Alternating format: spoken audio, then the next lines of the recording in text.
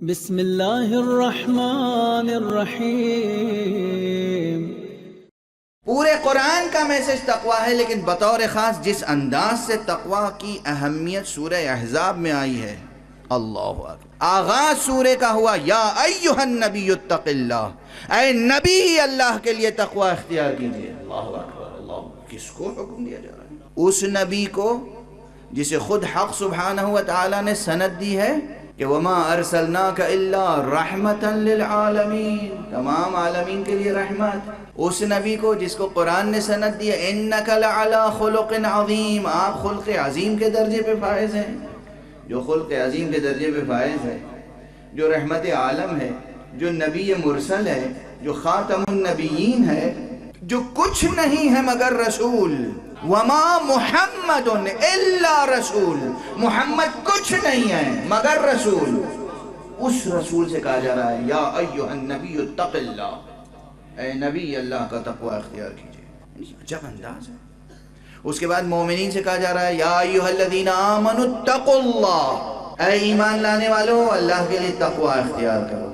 اس آیت کے بعد والی آیت، بالکل اس کے بعد، یا ایھا الذین آمنوا اتقوا اللہ وقولوا قولا سدیدا۔ اب تو یہ آیت یاد ہو گئی ہوگی، اتنی بار پڑھا ہے میں نے۔ یصلح لکم اعمالکم، تم دو کام کرو، اللہ کا لحاظ رکھو اور وہ بات کہو جو درست ہو، کہیں بھی وہ بات کہو جو درست ہو۔ اور میں نے درست کا معیار بتا دیا تھا 6B کی ایک مجلس میں۔ کیا تھا معیار؟ درست کسے کہتے ہیں؟ بات درست کسے کہتے ہیں؟ اسی پہ جھگڑے ہوتے رہیں گے۔ ہر شخص کہے گا میری بات درست ہے۔ درست بات اسے کہتے ہیں جس بات کے ساتھ دلیل موجود ہو۔ جو بات دلیل رکھتی ہو وہ درست، جو بات دلیل نہ رکھتی ہو وہ نادرست۔ ٹھیک ہے، وہ بات کہو جو درست ہو، وہ کام کرو جو درست ہو۔ اللہ کا لحاظ رکھو اور وہ بات کہو جو درست ہو، وہ کام کرو جو درست ہو۔ دو کام تم کرو، پھر ہم کیا کریں گے؟ تمہارے سارے کام بنا دیں گے۔ یصلح لکم اعمالکم، ہم سارے کام بنا دیں گے۔ دیکھیے نا، اس آیت میں آپ لوگوں کے بہت سے مسائل کا جواب پوشیدہ ہے۔ لوگ آتے ہیں صبح سے شام تک، مولانا صاحب بیماری ہے، مولانا صاحب روزگار کی پریشانی ہے، مولانا صاحب فیملی میٹرز میں پریشانی ہے، مولانا صاحب یہ دکھ وہ درد، یہ دکھ وہ درد، یہ دکھ وہ درد۔ خدا کہہ رہا ہے تم ہمارا لحاظ کرو، ہم تمہارے سب کام بنا دیں گے، ہم تمہارے سب کام بنا۔ خدا کے وعدے پہ بھروسہ نہیں ہے؟ یصلح لکم اعمالکم، ہم تمہارے سب کام بنا دیں گے، ویغفر لکم ذنوبکم، اور تمہارے سارے گناہ معاف کر دیں گے۔ اس سے بڑا کوئی انعام چاہیے؟ اس سے بڑی کوئی فیسلٹی چاہیے؟ بدون استثناء تم بس ہمارا لحاظ رکھو، وہ کام کرو جو درست ہو، ہم تمہارے سب کام بنا دیں گے، تمہاری ہر خطا معاف کر دیں گے۔ ومن یطع اللہ ورسولہ، اور جو اللہ کی اور اللہ کے رسول کی اطاعت کرے گا، فقد فاز فوزا عظیما، وہی عظیم کامیابی حاصل کرے گا۔ اور پھر اگلی آیت شروع ہوئی، انا عرضنا الامانۃ، ہم نے یہ امانت پیش کی۔ کون سی امانت؟ اللہ اور اللہ کے رسول کی اطاعت، اللہ اور اللہ کے رسول کی اطاعت۔ الامانہ سے مراد ہے الطاعہ، اطاعت، تسلسل کلام ہے نا، آیت کے بعد آیت ہے۔ ہم نے یہ امانت، اللہ اور اللہ کے رسول کی اطاعت کی امانت پیش کی آسمانوں کے سامنے، یہ لرز گئے، کام گئے۔ دیکھیں یہاں ایک بڑی دقیق بحث ہے، خدا آپ سب کو سلامت رکھے۔ ایک بڑی دقیق بحث ہے جو ممبر پر پہلی بار چھیڑ رہا ہوں، اور وہ پھر اس آیت کے ترجمے سے متعلق ہے۔ یہ آیت امانت، اس کا ترجمہ جن لوگوں نے کیا ہے 99.99% غلط کیا ہے۔ یہ ان حضرات کے سامنے کہ نہیں سمجھ سکے، نہیں سمجھ سکے۔ آپ ذرا آیت کی ترتیب دیکھیے اور آخری فقرے پہ غور کیجیے۔ اگر یہی مان لیا جائے، میں نے کہا ہے کہ اس آیت نے عالمی لٹریچر پر اثر ڈالا ہے اور عظمت انسانی کو اجاگر کیا ہے۔ اسی آیت میں امانت کا لفظ ہے۔ یہ امانت کے لفظ نے انگریزی اور فرینچ اور ڈویچ جرمن زبان اور لیٹن لینگویج اور تمام کلاسیکل لینگویج سے لے کر عربی، فارسی، اردو اور ذیلی ضمنی زبانوں تک سب پہ اثر ڈالا ہے۔ حافظ شیرازی، شاعر عشق و عرفان، اس نے اسی آیت کی روشنی میں وہ لازوال شعر کہا ہے جس میں کہا گیا ہے آسماں بار امانت نہ توانست کشی، قرعے کار بنا میں من دیوانہ زدن. آسمان یہ بار امانت نہیں اٹھا سکا اور یہ بار امانت مجھ ناتواں کے نام پہ قرآن نکل آیا. ناتواں یعنی یہ انسان. آسمان یہ بار امانت نہیں اٹھا سکا, زمین یہ بار امانت نہیں اٹھا سکی. ساتھ دیجئے گا, ساتھ چھوڑیے گا نہیں. بحث اہم ہے. آسمان بار امانت نہیں اٹھا سکا, زمین بار امانت نہیں, پہاڑوں سے بار امانت نہیں اٹھا. مراد یہ ہے کہ پوری کائنات سے یہ بار امانت نہیں اٹھ سکا اور یہ بار امانت انسان سے اٹھا. ہمارے میر تقی میر نے بھی ایک بات کہی ہے, سب پر جس بار نے گرانی کی, سب پر جس بار نے گرانی کی, اس کو یہ ناتواں اٹھا لایا. میر چھوٹا شاعر نہیں, بہت بڑا شاعر. میر بہت بڑا شاعر ہے. معلوم ہے کتنا بڑا شاعر ہے؟ کئی غالب مل کے ایک میر بنتا ہے. کئی غالب مل کے ایک میر بنتا ہے. میر بہت بڑا شاعر ہے. یہ نئے جو شعراء, نوجوان شعراء کے لیے ہے کہ میر کو پڑھیں اور سمجھیں اور حافظ کو پڑھیں اور سمجھیں. میر بہت بڑا شاعر ہے. کیا شعر ہے, چھوٹے چھوٹے دو مصرے. سب پر جس بار نے گرانی کی, اس کو یہ ناتواں اٹھا لایا. ان بڑے شعراء سے فائدہ اٹھاتے ہوئے بہت سے چھوٹے شعراء نے یا متوسط درجے کے شعراء نے بھی اس مضمون کو باندھا ہے. یہ جو اچھے اچھے شعر اور عظمت انسانی کے تصورات شعر میں, ادب میں, سوشولوجی کے دوسری برانچز میں پائے جاتے ہیں, یہ اس آیت کا ترشح ہے. اِنَّا عَرَضْنَا الْأَمَانَةَ عَلَى السَّمَاوَاتِ وَالْأَرْضِ وَالْجِبَالِ. ہم نے امانت پیش کی آسمانوں کے سامنے, زمین کے سامنے, پہاڑوں کے سامنے, یعنی کائنات کی ہر شے کے سامنے ہم نے یہ امانت پیش کی. ظاہری ترجمہ جو عام ہوتا ہے, ابھی اس ترجمے پہ ٹک کے گفتگو ہو رہی ہے. ابھی وہ ترجمہ نہیں عرض کر رہا ہوں جو مجھے آج عرض کرنا ہے. یہ عام ترجمہ ہے. اس عام ترجمے نے جو لٹریچر کو جلا بخشی ہے اور لٹریچر کی سطح کو بلند کیا ہے کہ ہم نے سب کے سامنے امانت پیش کی اور کسی نے یہ امانت قبول نہیں کی. یہاں ابھی یہ ترجمہ ظاہر, قبول نہیں کی, سب نے انکار کیا, لرز گئے, کانپ گئے. وَحَمَلَهَا الْإِنسَانُ, اور انسان نے بار امانت اٹھا لیا. اچھا, اگر یہ اتنا ہی بڑا کارنامہ تھا کہ کسی نے نہیں کیا, انسان نے کیا, تو داد دینے کی جا تھی نا, کہنا چاہیے تھا شاباش شاباش. اللہ کیا فرما رہا ہے؟ اِنَّهُ كَانَ ظَلُومًا جَهُولًا. ارے یہ تو بڑا ہی ستمگار تھا اور بڑا ہی نادان تھا. اب بتائیے کہ وہ ترجمہ اگر قبول کیا جائے تو یہ ذرا سا ایک دوسرے سے مناسبت رکھتی ہے؟ بات نہیں رکھتی نا, تضاد آ گیا نا.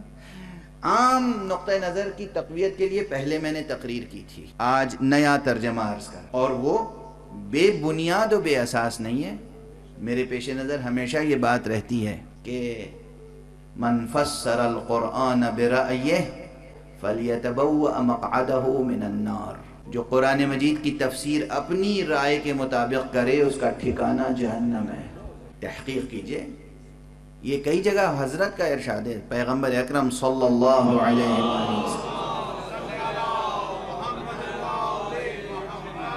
ایک ارشاد یہ ہے کہ من افتا بغیر علم فلیتبوأ مقعدہ من النار. جو بغیر علم کے فتویٰ دے دے, اس کا ٹھکانہ جہنم ہے. من فسر القرآن بغیر علم یا بالرائے فلیتبوأ مقعدہ من النار. جو بغیر علم کے یا اپنی رائے کے مطابق قرآن کی تفسیر کرے, اس کا ٹھکانہ جہنم ہے. یہ سب میرے پیش نظر ہے. اس لیے میں نے پہلے عربی ڈکشنری کھنگالی. عربی ڈکشنری کی کل رات کی مجلس میں بھی یہ تذکرہ آ گیا تھا. عربی زبان کی عجب عجب ادائیں ہیں. عربی زبان میں کبھی ایک لفظ کے لیے بہت سے معنی ہیں, کبھی ایک معنی کے لیے بہت سے لفظ ہیں, کبھی ایک ہی لفظ کے متضاد معنی ہیں. حملہ کا لفظ یہاں جانے سخن ہے. فَأَبَيْنَ أَن يَحْمِلْنَهَا, وہاں بھی يَحْمِلْنَهَا ہے. وَحَمَلَهَا الْإِنسان, حمل ہے میم لام, اس سے عام طور پر سمجھتے ہیں بار اٹھانا. ٹھیک ہے نا. ڈکشنری ڈھونڈیے, تلاش کیجئے, اس میں کوئی اور معنی بھی ہیں. حمل کے ایک معنی بار اٹھانے کے ہیں, وزن کو, بوجھ کو بھی حمل کہتے ہیں. لیکن جب یہ لفظ خیانت, جب یہ لفظ امانت کے ساتھ آئے تو حمل خیانت, حمل امانت کے معنی ہی ہوتے ہیں امانت میں خیانت کرنا.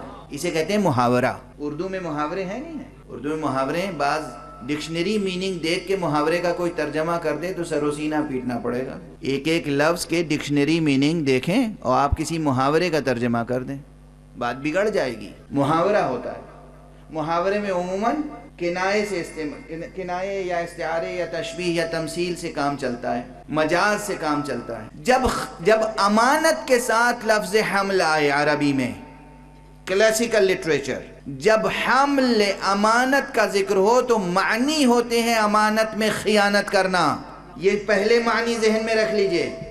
اس کے بعد دوسرا لازمی ضروری مقدمہ سامنے رکھیے، اور وہ مقدمہ کیا ہے؟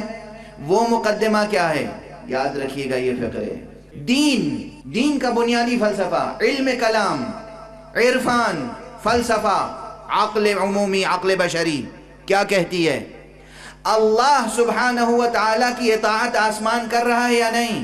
زمین اللہ کی اطاعت کر رہی ہے یا کسی اور کی؟ ذرہ ذرہ کائنات کا اللہ کا اطاعت کر رہا ہے یا نہیں؟ ملائکہ اور فرشتے اللہ کی اطاعت کر رہے ہیں یا نہیں؟ اور پھر آسمان سے لے کر زمین تک ہر چیز کو اللہ نے نبی کی اطاعت کا پابند کیا ہے یا نہیں؟ اور ہر چیز نے نبی کی اطاعت تسلیم کی ہے یا نہیں؟ اگر نبی کی اطاعت ہر شے نے تسلیم نہ کی ہوتی تو پھر نبی کے ایک اشارے پر چاند دو ٹکڑے نہ ہو جاتا، نبی کے بلانے پر درخت پاؤں سے چلتا ہوا آگے نہ آ جاتا، نبی کے ہاتھوں پر اٹھا لینے کے بعد ذرہ کلمہ نہ پڑھتا، شجر و حجر رسول کو راہ چلتے السلام علیکہ یا رسول اللہ نہ کہتے، رسول کی ٹھوکروں سے چشمہ نہ پھوٹ پڑتا، حجر اسود رسول سے کلام نہ کرتا، فرشتے رسول کی خدمت نہ کرتے، اور آسمانوں نے اگر رسول کی اطاعت قبول نہ کی ہوتی تو شب معراج اپنا سینہ چاک کر کے رسول کو راستہ نہ دیتے. توجہ ہے؟ کائنات کی ہر شے اللہ کی اطاعت کر رہی ہے، کائنات کی ہر شے کو اللہ نے محمد کا اطاعت گزار بنایا ہے. جب یہ چیز ہم آنکھوں سے دیکھ رہے ہیں تو ہم یہ ترجمہ کیسے کر سکتے ہیں کہ اللہ نے کہا ہم نے اطاعت کی امانت آسمانوں کے سامنے پیش کی، اس نے قبول کرنے سے انکار کر دیا، ہم نے زمین کے سامنے پیش کی، قبول کرنے سے انکار کر دیا، پہاڑوں کے سامنے پیش کی، قبول کرنے سے انکار کر دیا، اور لرز گئے، کانپ گئے. قبول کرنے سے انکار کر دیتے تو ان کا وجود ہی باقی نہ رہتا. محمد سر تخلیق عالم، محمد جان کائنات، محمد علت کائنات، نگاہ مشیت میں محمد مقصود کائنات. مجال تھی آسمانوں کی، زمین کی، پہاڑوں کی اور ذروں کی کہ اللہ محمد کی امانت پیش کرے اور کوئی سرتابی کر جائے، ممکن نہیں تھا. اب سنو ترجمہ. اللہ فرماتا ہے ہم نے یہ بار امانت یعنی محمد کی اطاعت آسمانوں کے سامنے پیش کی، زمین کے سامنے پیش کی، پہاڑوں کے سامنے پیش کی، کائنات کے ذرے ذرے کے سامنے پیش کی.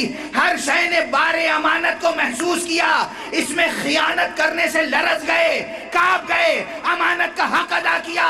الا یہ انسان، اس نے خیانت کی اور یہ تو پہلے ہی سے نادان اور ستمگار ہے. صلوات پڑھنے محمد و آل محمد.